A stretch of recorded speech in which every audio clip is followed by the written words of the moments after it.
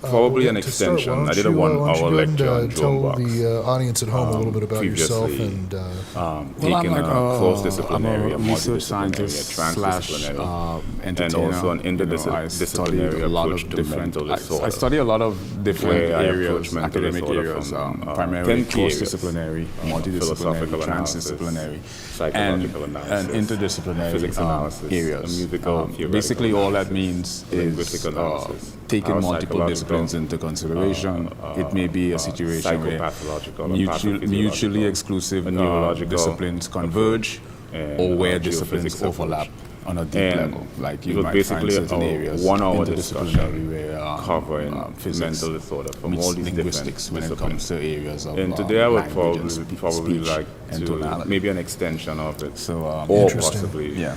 yeah, whatever man. direction this So goes, because I don't know down for that where as to well. start. What do you